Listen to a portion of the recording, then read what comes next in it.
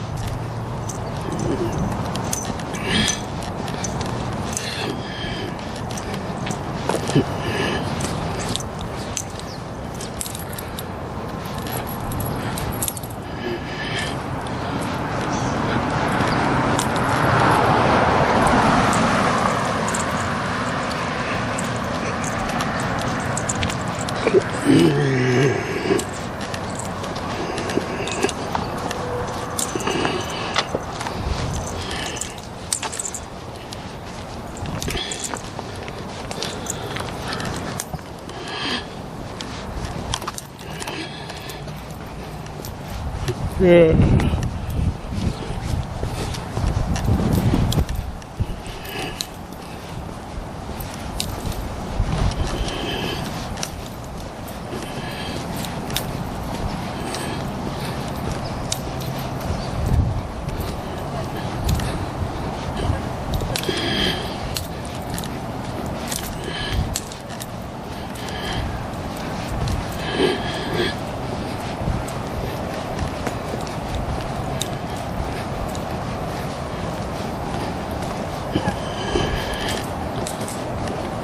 Santa.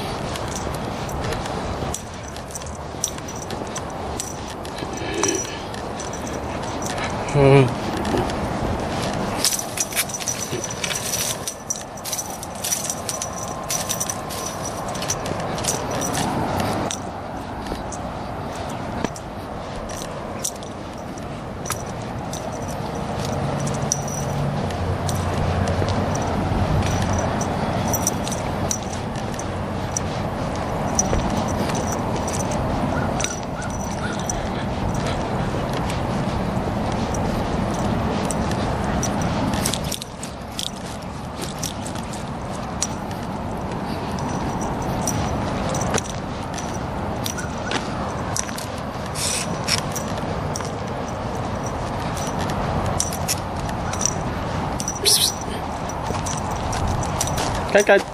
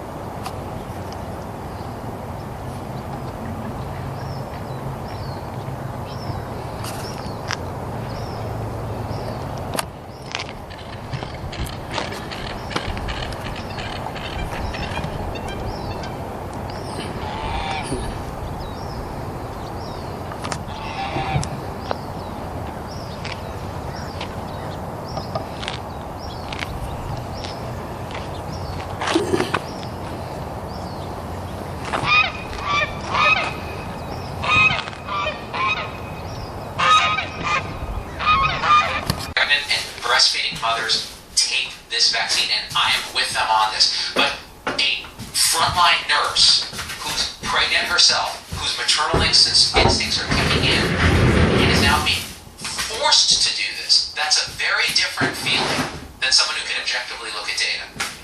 It just is. These are human beings.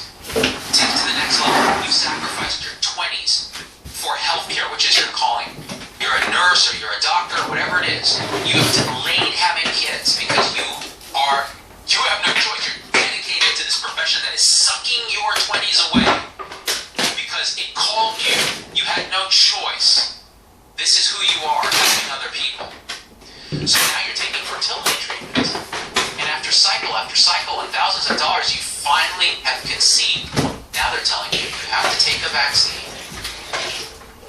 right now or lose your job. What does that feel like to the pregnant mother or the spouse of that pregnant mother? Right?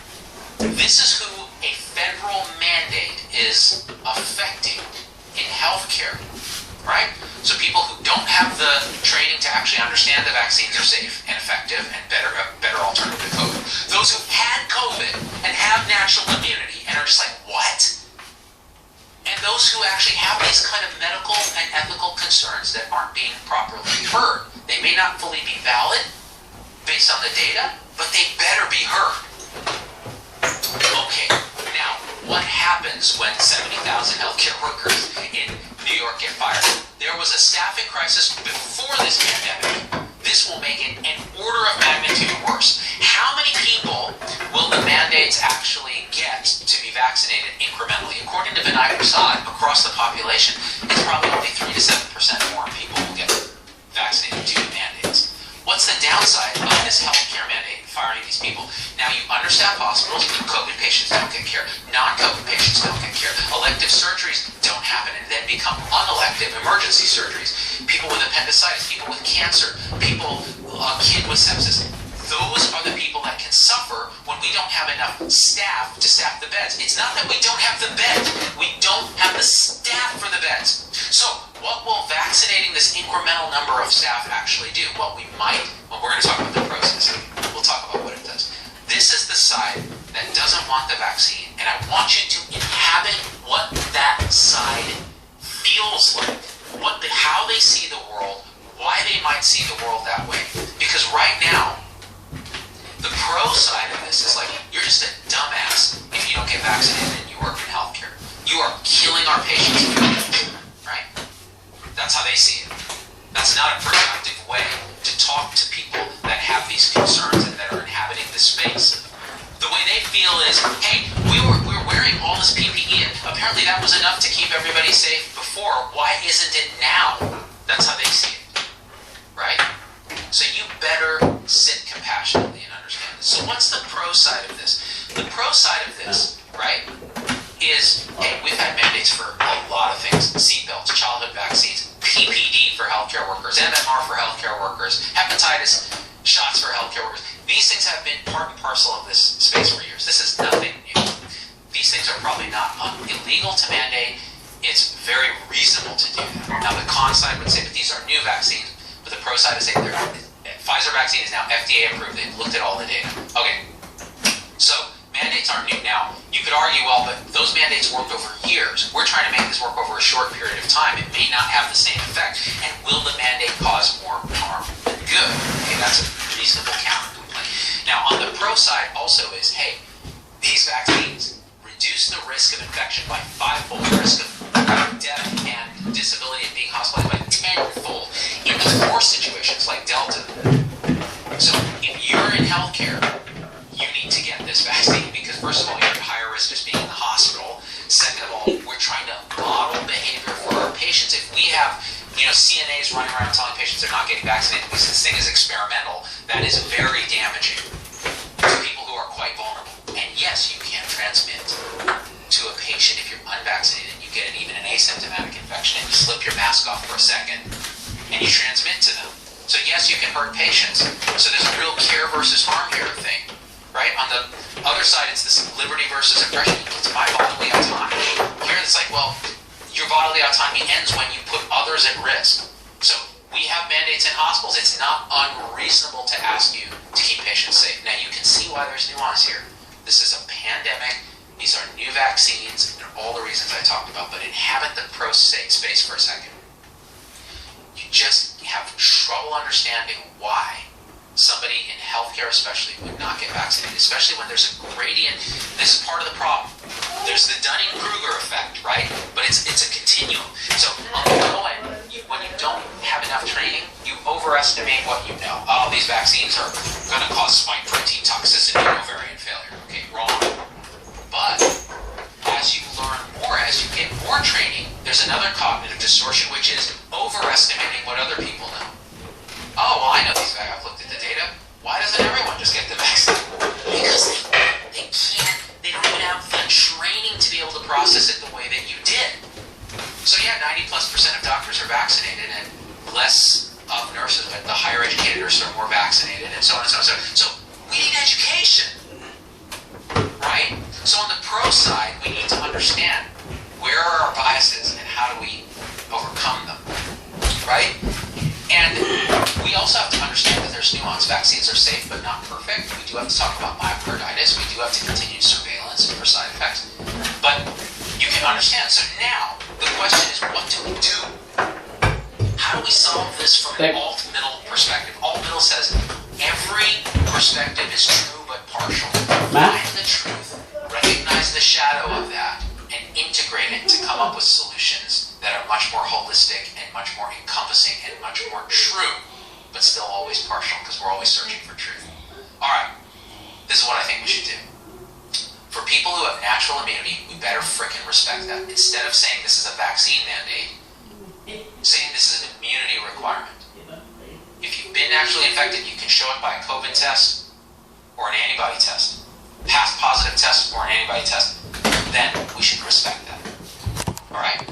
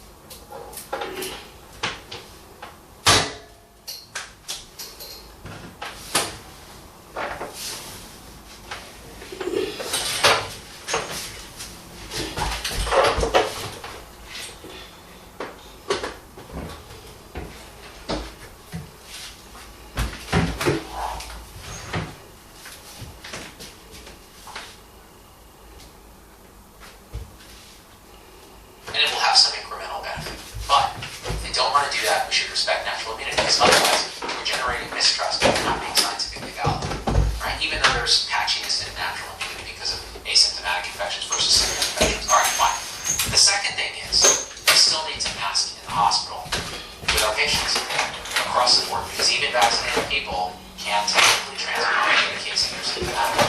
Right? So everybody should be vaccinated. Should be punishing unvaccinated people and forcing them to mask in a different way. Everybody should still be masking. Now, break rooms and stuff, that's a different subject, but that's a subject of a different show. All right. The third thing is, in healthcare, we really ought to be just modeling the correct way to talk about this. Compassionately, patiently, still encouraging vaccination, but understanding people's concerns. Now, what if you don't have natural immunity and you have these concerns that I talked about? Either you don't understand, you're poisoned by the misinformation, or you have medical issues that really have got you concerned. At that point, what we need to do is say, hey, before we fire you, here's an hour, 2-hour class that you can take with someone who's really good at listening, as well as speaking about vaccines. It ought to be a specialty in itself, alt-middle teacher of vaccines. And that person can then go through the fears, understand the misinformation, listen to the case in hand, and say, you know what? All right, here's what we can do, here's what we can learn, here's what I would advocate. And if that person then elects to get vaccinated, wonderful. If they don't, then there can be more conversations. And at that point, if there's a federal mandate, you have no choice. But you try. You try compassionately and holistically to kind of look at this person as a person. And that goes a long way to fusing this individual talent that, right? It's really to be done with love, respect, and patience, and it's hard. But you know what's harder? Staffing a position that's now empty, right? Restoring the heart of a profession where there's a great deal of resignations now because we're tired of it. We're tired of being used as pawns. We're tired of the moral injury. We're tired of working in a for-profit system. Even the not-for-profits are for-profit that values dollars over people and doing stuff to people instead of doing stuff for people. Okay? That would go a long way to changing the dynamic in hospitals. And that's why I think these one-size-fits-all mandates are a mistake. It's much more nuanced like everything, and we can get through it with love. Love, understanding, and compassion. All right. So, do me a favor. Share this video. Please don't take a crap on your colleagues if they're not vaccinated in healthcare. Talk to them compassionately. I know it's hard. And if you haven't been vaccinated and you're in healthcare, if you haven't been naturally infected, please consider getting the vaccine. That's really, I'll take everything I've learned over this 10-year-and-a-half of pandemic and just say this. I really think you should get vaccinated. I really think you should talk to your doctor, talk to your pediatrician, whatever you need to tell them to get vaccinated. All right, let me see.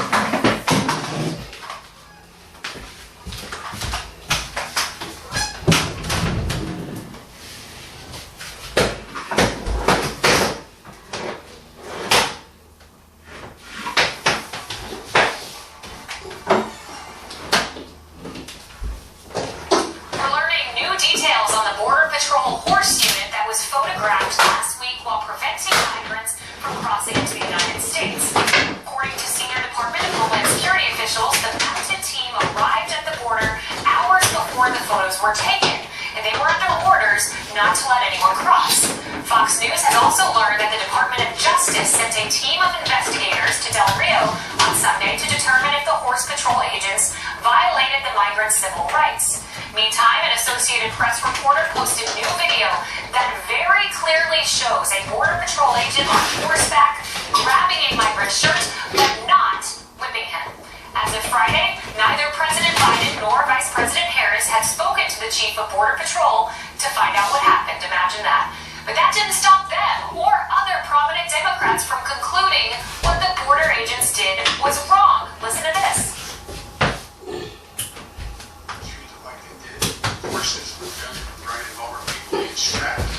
It's outrageous. I promise you, those people will pay. It also evoked images of some of the worst moments of our history, where that kind of behavior has been used against the indigenous people of our country, has been used against African Americans during times of slavery. The investigation into what occurred has not yet concluded. We know that those images painfully conjured up the worst elements of our nation's ongoing battle against systemic racism. It is unconscionable, and I meant it was bad, and it shocked me. I expected our administration to know better than to have horses chasing down black people. All shameful lies, Jason. The photographer who took the picture saying, I did not see anyone whip anyone else, a Border Patrol agent on background, telling the Daily Mail they've never seen this happen. So why are Democrats running with this vicious lie when it's contrary to the truth?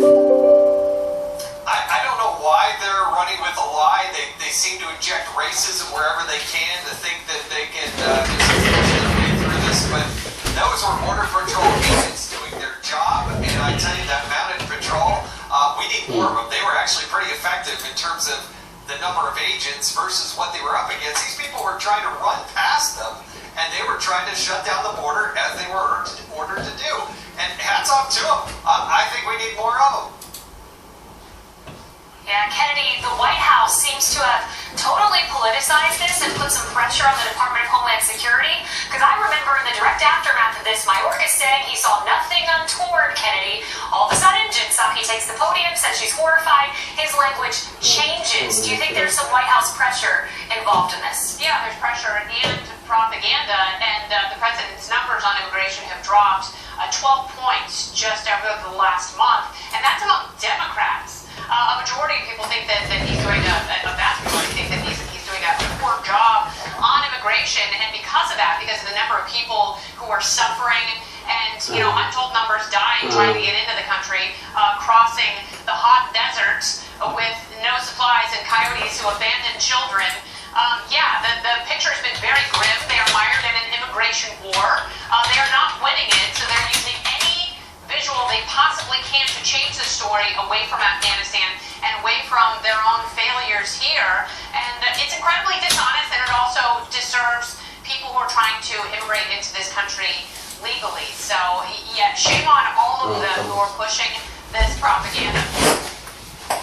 No doubt, and the real shameful part of it all, Harris, is the Border Patrol's inability to speak out for themselves. They just have to take it. One Border Patrol agent telling Fox News, would you go to work and do your best, knowing that if you do, your boss is going to, quote, make you pay? He quoted Joe Biden. And the real heartbreaking quote I saw to the Daily Mail was this: agents spend their own money to buy French fries for crying kids. They help women and children up steep embankments to safety. And the left liberal media continues to spin a narrative of hate and corruption against us. Hate always has to jump on low when people choose to focus on hate. Right? It's just, it comes completely with the narrative that's built in for some people. And that's what we're looking at here. So I just want to know what our journey has been like that we hate the Border Patrol inside the Beltway. What's happening there at the White House that they feel the President of the United States can be judge and jury and threaten consequences before an investigation is finished? I'd also like to know,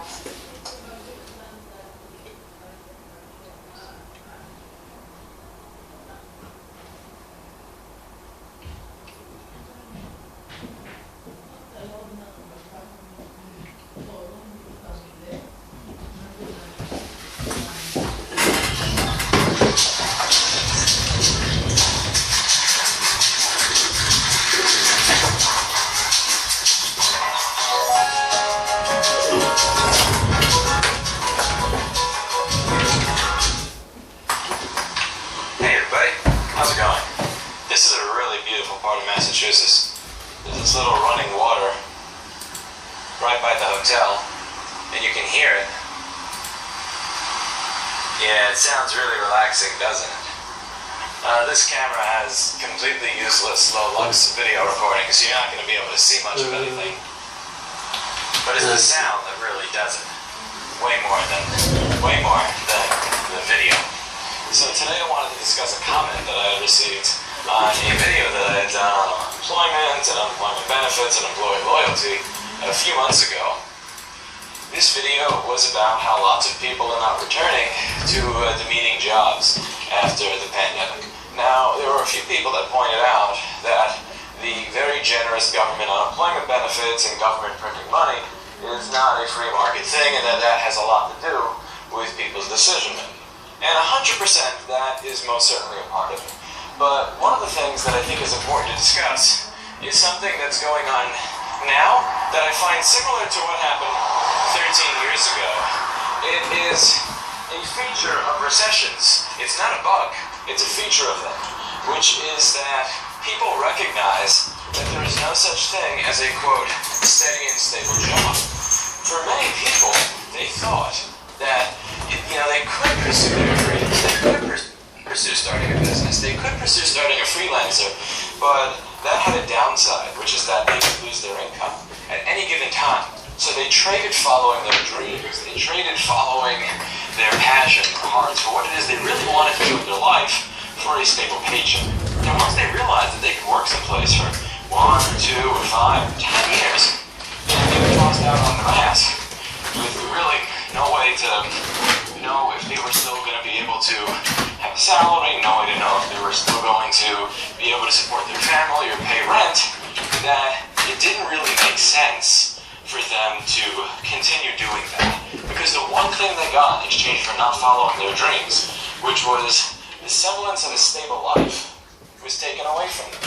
So in 2008, I remember I was working for anywhere from $0 to $10 an hour in this one particular studio that I was interning at, and I put my hard blood, sweat, and tears into making that place as good as it could humanly be. And when they hit a roadblock during the end of 2008, instead of trying to work through it, they shut down the business. And after 2 years of killing myself to try and make that place better, I learned a lesson. I learned the lesson that I am not going to work to build other people's dreams. I am going to work to build my own. I am never going to care more about someone else's company than they do about their company. And I started doing this. And one of my good friends at the time also lost his job at a digital camera sales company. They were getting their ass kicked for B&H anyway, so it really was only kind of a matter of time before they were gone. But he got laid off, and he also made the decision that he was going to just go and follow his dream. He was only working for that particular digital camera company because he believed that it offered him job stability that he would not get from running his own studio and doing his own production work.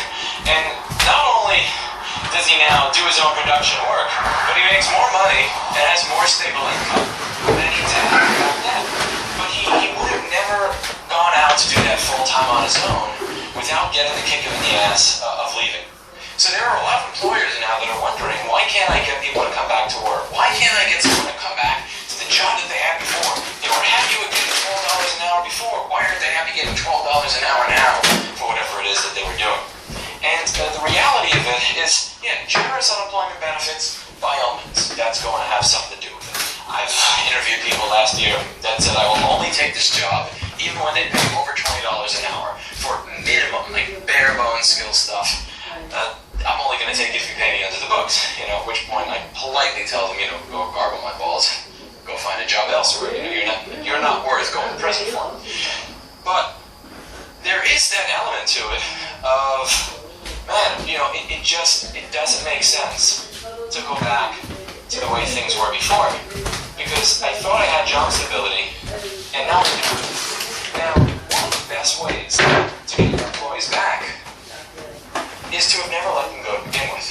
Now, there was one gentleman that said that when I had said that I had retained my people, that it was really disingenuous for me to say that and not tell people that I had applied for the PPP program. I thought this was pretty funny because I had about 5 or 10 videos last March and April, pretty much step by step going through the PPP process, literally day after day. The keywords in the videos say PPP, the title of the video says PPP. It's as transparent as I think it can get. And in those videos, there is something very critical, which is that for many businesses, there was about a month to 3 month gap between many areas having lockdowns that destroyed the businesses in those areas and the PPP program ever distributing any funds or even being announced as something that may be coming down the line. And one of the things that I had done before I even knew that PPP was the thing, before I had heard of PPP, before it was announced, before I had ever applied, was I made a commitment that I am going to keep the people that I have, and if my business goes under, I will go down with the ship.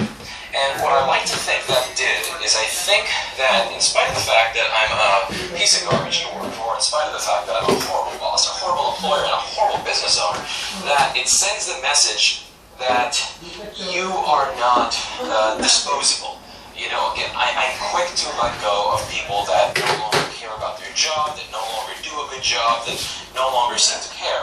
But for the core staff that really care about what they do, that do a good job on a regular basis, you know, if we're going down with the ship, I'm there. If the ship is going down, I will go down with that ship. I made that commitment that I was going to pay people even if they wanted to stay home because of COVID, and that I would pay the people that came to work what their old salary was, if whether they came to work or didn't come to work, before any government programs were announced, before any of that was announced. I never had to worry about rehiring my staff because I never let them go. One of the easiest ways to get people to go back to work is to not let them go to begin with. And I know that this may seem somewhat unfair for me to say now, you know, after being in business over a decade, to someone who's only been in business for, let's say, 6 months to 18 months, who may not have that ability or that luxury to be able to make that commitment when business has dropped by 50 or 60 or 80% because your governor is a dictator like ours was. But that's one of the ways that you keep people. And I know that that's something that's really difficult for many business owners to accept. But one of the few things that you offer people that they didn't get from their own freelance work was that feeling of job security, of job stability. I may not get paid well here. I may not get treated well here. I may not like how customers talk to me here. This may not be fulfilling. But at the end of the day, I don't have to stress over whether or not I'm going to be able to pay my bills, whether or not I'm going to be economically destroyed, whether or not my savings is going away, whether or not my debt is going up, whether or not my landlord will be paid. And once that's taken away from them, once they realize that's not there, you can't give that back to them. You can give them back their salary, but you will never be able to give them back that sense of security.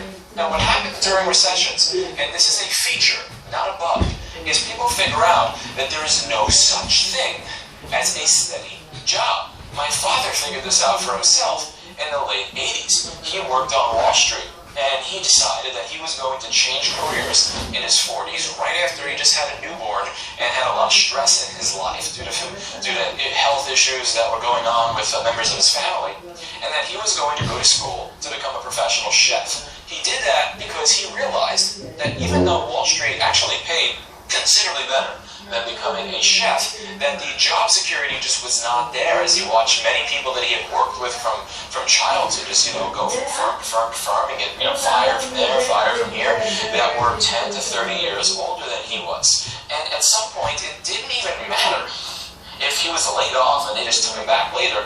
It sent a message to him that when the going gets tough, his boss is going to let him go. He wanted to be able to do something where in an industry where that just wasn't the norm. And at least in the early 90s, that was not the norm. And he did have job security at the restaurants that he wound up working for. He eventually wound up working his way to work at the Plaza Hotel as the first cook, and that's not a job where they are just kicking you out because this week we didn't sell as much food as we did last week. And it's the same thing for a lot of employees. When they realize that the one thing they were staying at your company for no longer exists, you're not going to be able to get them back for the same amount of money that you paid before. It doesn't matter what you can offer them in dollars, because they realize that job security, that one thing that kept them from following their dreams, is gone. And they're going to now go and follow their dream. And as I mentioned in that video, several of the people that instead finally went to follow their dream because they were forced to, because they had no other way to make money, actually realized that they made more money that way. They were afraid to go out on their own and start their own business. They were afraid to become a freelancer. But once they became a freelancer, they realized, wait a second, I used to take home like $400 a week. Now I take home $9. And yeah, I got a deal for, a little bit more work, but I take home twice as much. I like that. I don't want to go back to the way things were before. Same thing with office space. You have a lot of people that are now deciding to work from home. Now, many businesses are going to be reluctant to have their employees work from home, because getting people to work from home is difficult if you are a manager. It's a difficult management experience to figure out how you make that work. How do you take a company with 10,000 employees that work in an office and figure out how to manage them at home? If you're profitable the way you were before, you may not want to, just kind of do this thing that's going to take up a lot of your time, going to require building a whole new plan when you already have things working as is. But once the government forces you to not go to the office, once they force you to have your employees work from home, then you're forced to figure it out. And once you figure it out, and you figure out that you actually, after a couple of months of growing pains, you can actually have all your employees work from home. Man, it does beg the question, hey, why are we paying $150 a square foot for 200,000 square feet of office space? What if we just paid for 10,000 square feet of office space? Now the landlords are looking at them and saying, listen, why aren't you coming back to the office? Hell, we'll even take 10% off. And it's like, wait, yeah, but we just figured out that the one reason that we had all this office space is because we thought we needed an office. And now that we were forced to come up with plans to work without an office, and it works, and we made it work, why am I going to pay like $4 or $8 or $100,000 a month or whatever to have all this office space that we don't need anymore?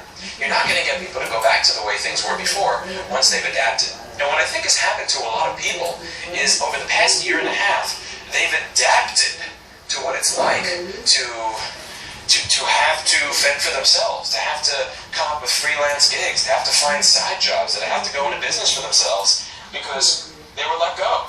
And you're not going to get them back by offering them the exact same amount of money that they got before. And I think you're going to notice this, and I could be wrong here, and I'm open to being wrong, but I think even once all the extended unemployment benefits end, I think that you're going to find that a lot of those employees are still choosing to not go back to their old jobs. I don't know how long my video wasn't in focus for. That's kind of... Yeah, the S10e camera is very unimpressive. But anyway, I think you're going to find that even once extended unemployment benefits end, that a lot of people are not going to go back to their old jobs because they have realized that there are other ways to make money, there are better ways to make money, and that at the end of the day, one of the few things that they thought they were getting, which is job security, they were not getting. And I kind of wonder if I had let go of my employees, March 10th, March 12th, when it was, Cuomo was floating the idea of a pause order, and then I only let them back in the store in May or June, would they have all come back? I think that some of them may have, but I think a lot of them would have said, screw this, probably would have found other ways to make money on their own, and not come back. Maybe they would have pursued something. I mean, it's impossible to tell, but I wanted to send the message that, at the very least, one of the things that you are getting from having a job versus having your own business, which is some general sense of stability, is a sense that you'll get here. And if this was a bad decision, if this was something that's not going to work, if I screwed up and I made the wrong calculation, then I will be going down with the ship with you. There will be no more Ross repair. We'll see. One way to figure out. And that's a decision that I think I would have stuck to regardless of whether there were any sort of government programs that came out, regardless of whether there were any sort of PPP thing came out later. And God knows that entire system was an absolute mess. It came out considerably after the lockdowns were already announced. It took forever to distribute funds. They actually changed the rules at one point. I remember doing 2 videos on this where they issued an update, but they issued the update that invalidated your prior application and how you applied for it, which was hysterical. Like after many people had already applied, and if you would apply using this information instead of the updated information, you could get declined. Like, it was I could go on about that for weeks. But yeah, if you're an employer, one of the things that you are selling, and I think it's important to understand, one of the things that you're selling is the idea of job stability. And when that's taken away, it's going to take a lot more to get your people back. And I think that's going to last long after the government extended unemployment benefits end. I think a lot of people are following their dreams, and honestly, I wish them the best of luck with their dreams that they're following. And maybe think of it as a positive thing. Maybe don't think of it as just a bunch of people that are being lazy and deciding not to work. Probably a lot of those people are actually working a lot harder than you think. Hey, I'll see you all in the next video. Bye now.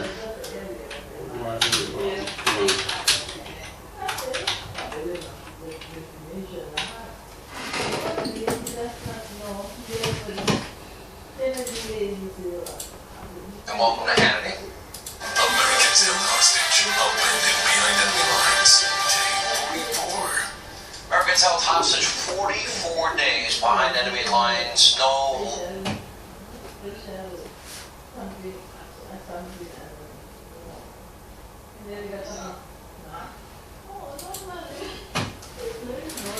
This is a test for Monday.com's new product, Monday Work Docs. Test number 1, the typing test. So let's see what happens when Rose, Raz, and Isaac type all at once on a standard doc editor that is not a Monday Work Doc. Go. All right, Rose, what are we looking at? Is it working? I think so. First Disaster. Now let's try again with Monday Work Docs. My name is, oh wow, that's all at once. Fast. That's all at once. That's how it's supposed to work. So beautiful. Test number 2, the undo test. So when you click undo, it should undo your own work. Each one of you, try to undo your own name. And Rose, we'll start with you. See what we have. Oh, that is not. You undid anybody but your name. Now with Monday Work Docs. All right, Rose. Boom. Raz. Boom. Isaac. Boom. It works. Test number 3, the scroll test. But let's see if Raz can actually type what she did last week. All right, when that happens, you two start pasting. Just paste anything. Oh my gosh. I can't focus. Where did it go? I lost it. Can you tell where you are? No idea. Okay. Now let's try again with Monday Work Docs. This is calming. I'm calm, cool, and So Raz, are you seeing anything? Are you still able to type? seeing everything. It is magical. Monday Work Docs. We're Word. City of mine, how I love the city of mine. It never gets me down. City of mine, how I love the city of mine. It never gets me down. Yeah. To be quite honest, I did miss it more than I thought I would. Welcome back to my channel, or hello if you guys are new. It's a very exciting video because I'm going to New York. It's Saturday at about 9 o'clock. We are about to catch our flight. My mom is going with me for a few days, and then Aiden's going to come up for the rest of the week. So for a week, he just can't take off like a whole week of work, so he's coming up for half of it. But I'm so excited. If you guys don't know, I used to live in New York. I lived there for 4 years, and I moved back in 2020, so I haven't been back since, and so I'm a little bit nervous, but also really excited. We got all our stuff all packed. Aiden's about to drop me off at the airport. We're mainly going to see my niece Claire because my brother lives there and my sister-in-law lives there, so we're mainly seeing them, and of course doing some other things too. And because I feel like I might get questions, my sweater is from Target. My bodysuit's from Target, my rings are from Ana Luisa, as well as my necklaces that I'm wearing.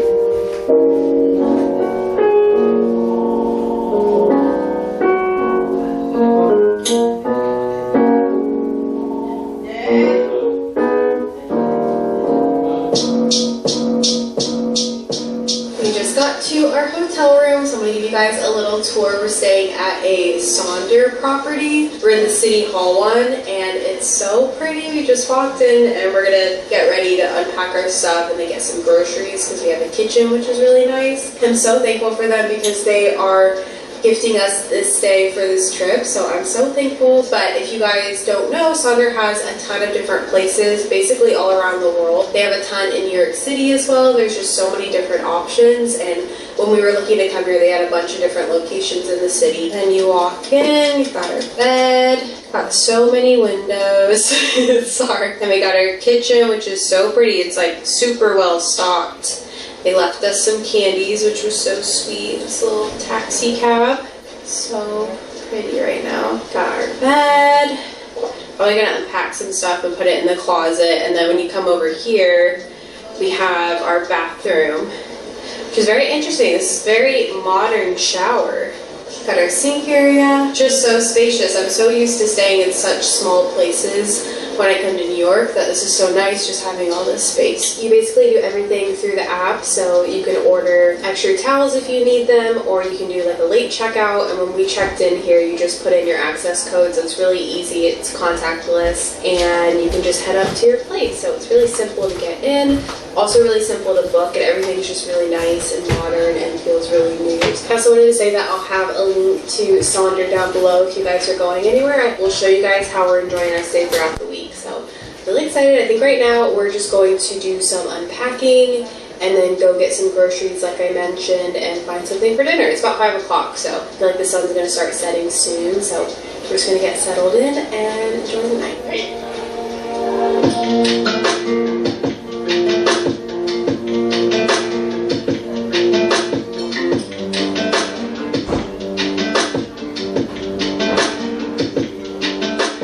Finished getting ready for dinner. I just put on this black top, which I thrifted a while ago, and then my jeans are from Zara. These are just the wide leg ripped jeans, and then I'm probably just going to throw on some sneakers.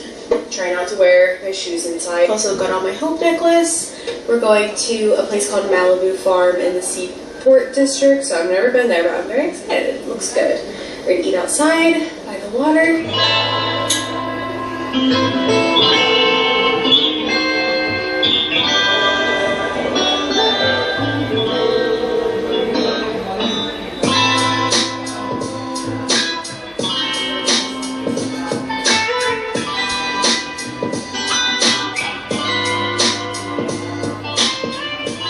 We are back to our hotel room, which is so nice. We just got in bed.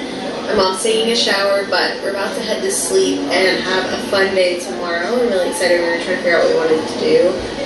The restaurant was so good tonight. They were so nice. It took a while for our food to come out, and so they gifted us those desserts, which was so sweet. And then we walked around, looked at the view. It was so nice. But I'm about to head to sleep, so I will see you guys tomorrow.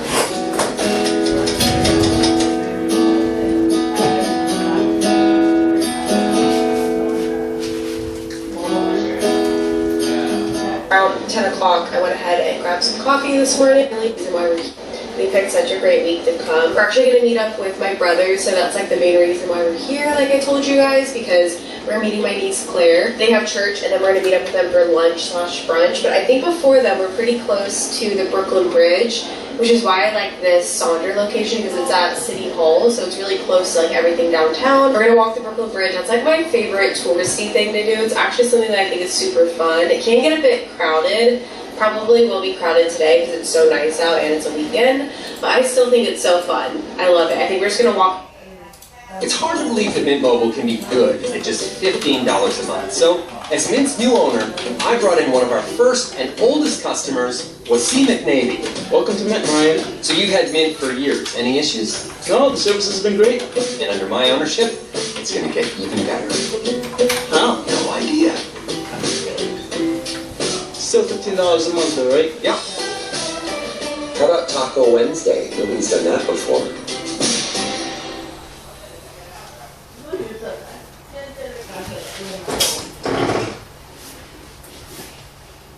Points that we get from, different places. From this one, I got it from a stadium online. So, and again, this one is very, very cheap compared to the ones that I normally get. And this is the one that I made. And again, I added, the light is kind of making it kind of, but I added 2 slots so they can, put their pens in it. And like I said, now I can embroider the logo a lot bigger, because in the past, it was just the logo like right here where my two, when you see these 2 fingers on, that's what I was, that's what we were embroidering. So, thunder, it's thundering. Romeo, what's up, Romeo? How you doing? Man, I started, I'm starting to edit my videos and post them on YouTube. Yeah, that's good. For my charging because my phone's about to die, and I know some people like to come. Check out TSC Apparel. Yes, also check out TSC Apparel. TSC Apparel, they're really good. In the past, we had a lot of Because they're here in Texas, they're in Houston, but for some reason every time I order something, they will order from the East Coast, and I was like, dude, what the heck? So yeah, we will fight all the time. The apron looks really good. Yeah, they look very nice. I mean, this is me doing all the sewing. It's like you can't really see the actual sewing. But yeah. How many bucks on the light? Three? You can see that. Three? Oh, there you go. Now you can see it. So yeah. The only thing I don't have on that one is the strap. The strap. Lace over there. That embroidery looks better than any screen print. Yeah. It will last much longer. Yeah, definitely. So, Madre, glad you made it. Yeah, we're all glad Lily made it. Yes, press the like button. Yeah, if you guys don't mind, press the like button. If you ask Denise, she's gonna ask you. Or Ramon.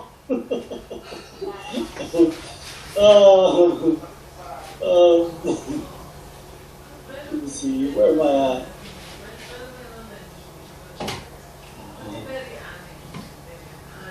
So yeah, guys, if you have any questions, please let me know. Raiders, nothing. Coming to your mailbox soon, Ramon. Keep it up. I should make one like that, Lily. That would be really cool. Hey, Gina, how you doing? How you doing, Gina? Those colors pop very good on that black. Yeah, so yeah, they look really nice. Actually, that's not the correct blue. Because I'm looking, I can't find the actual blue that goes right there.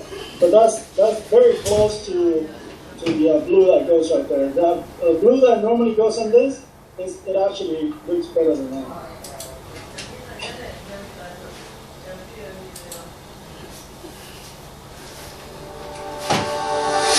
With Squarespace, editing and adding pieces on my e-commerce site is quick and easy, so I can focus more on the creative part of my business.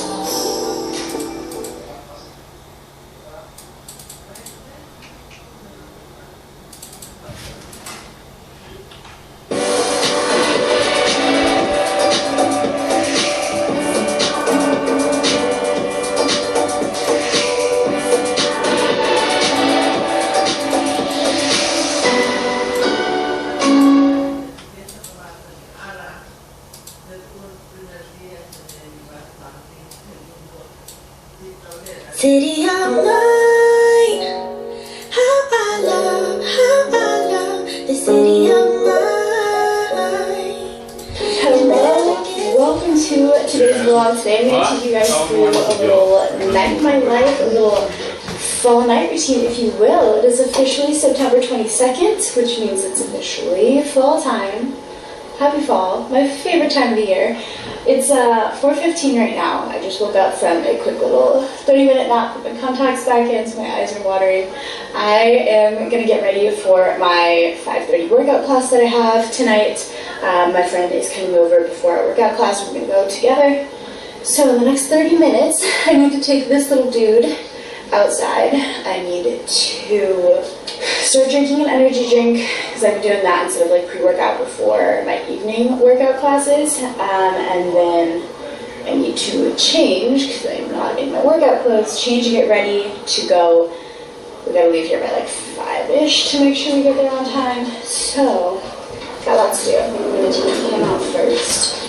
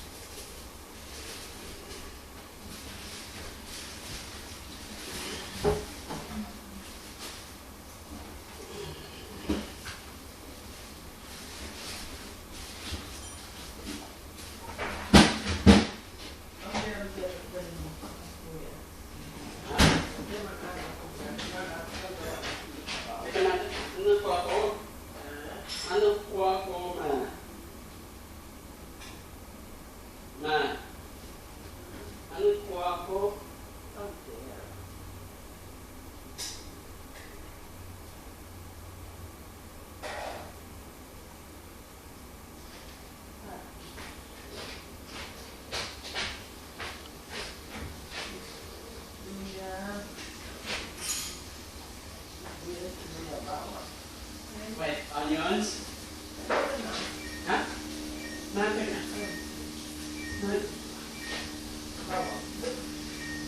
May ka.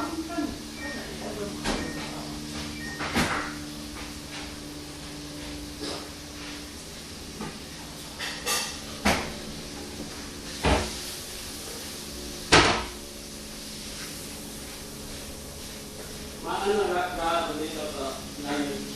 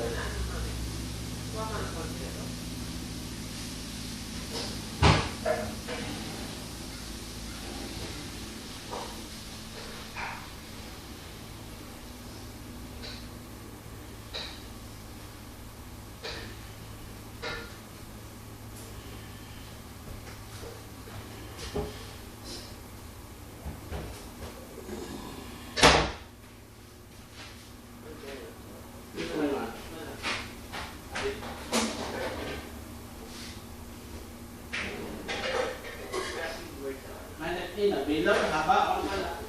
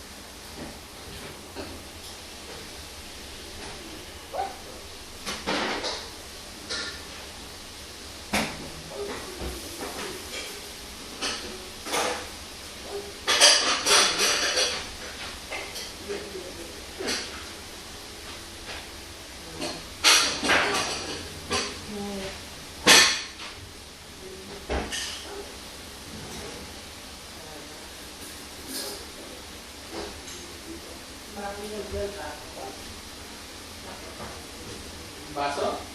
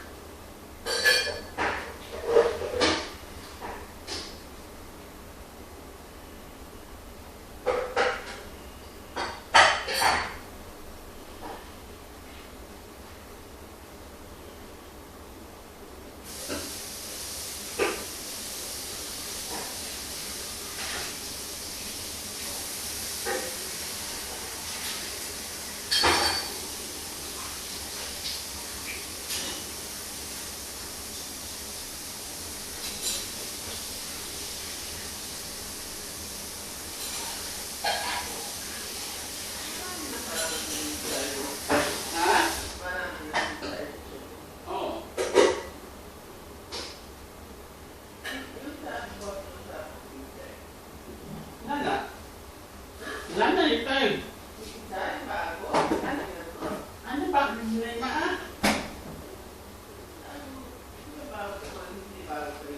Oh. Oh, andun pa. Oh. Take it, Matt, take it.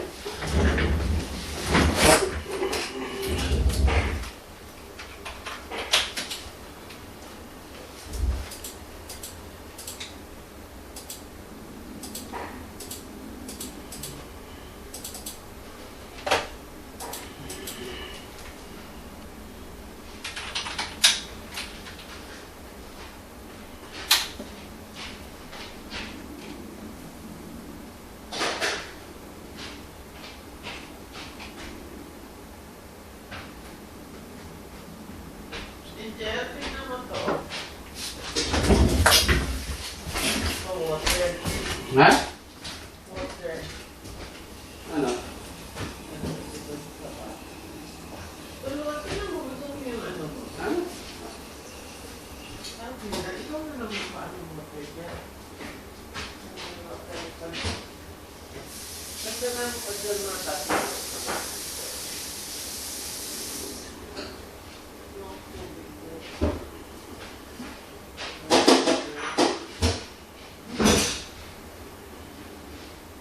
Tatlo, ma.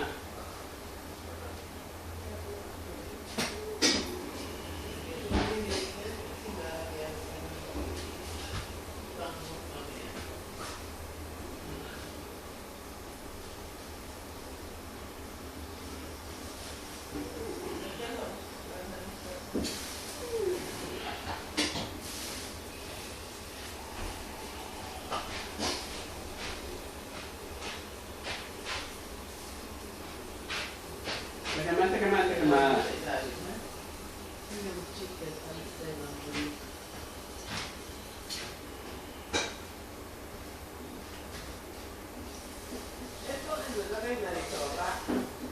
Ha? Ma.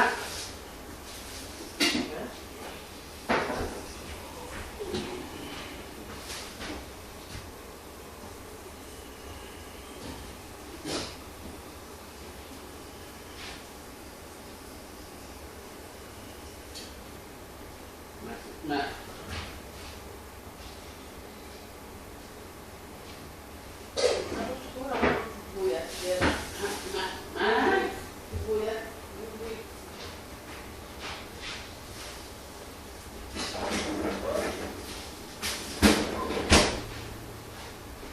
Yan ma.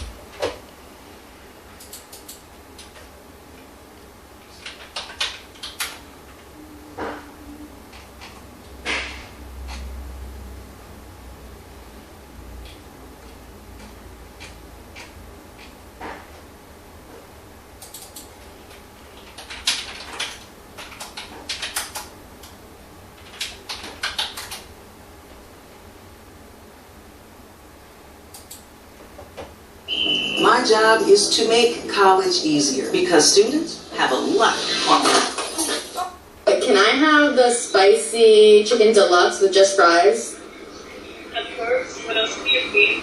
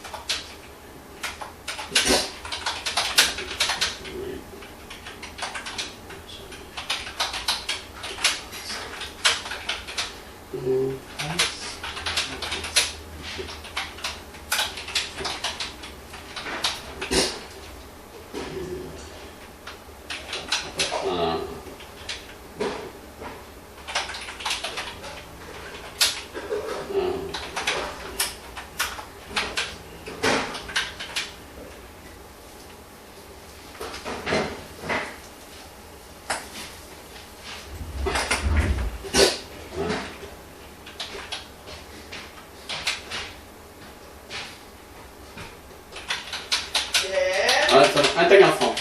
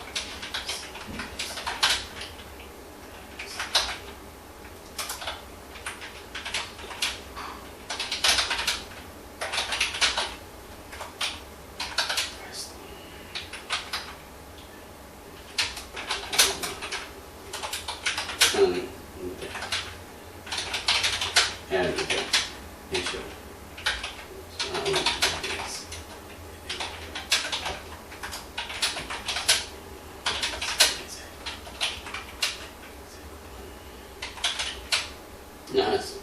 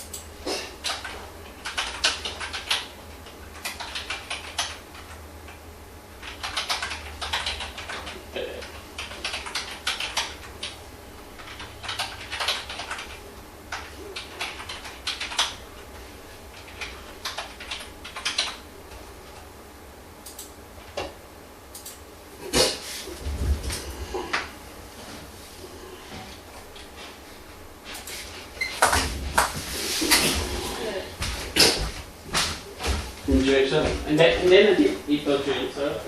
Labas ito.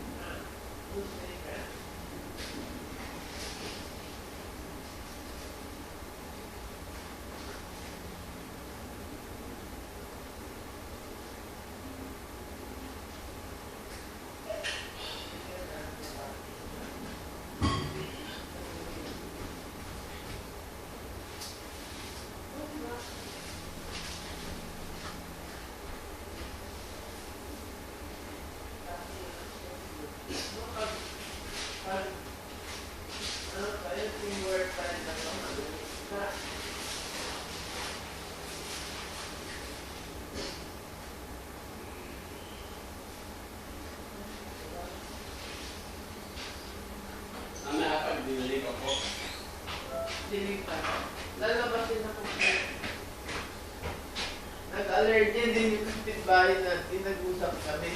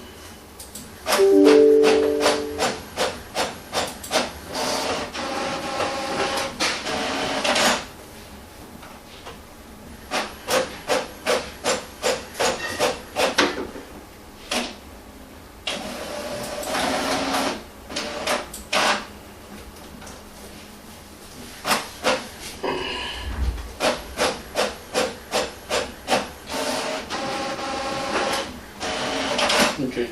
David, I got it. Yes? Ah?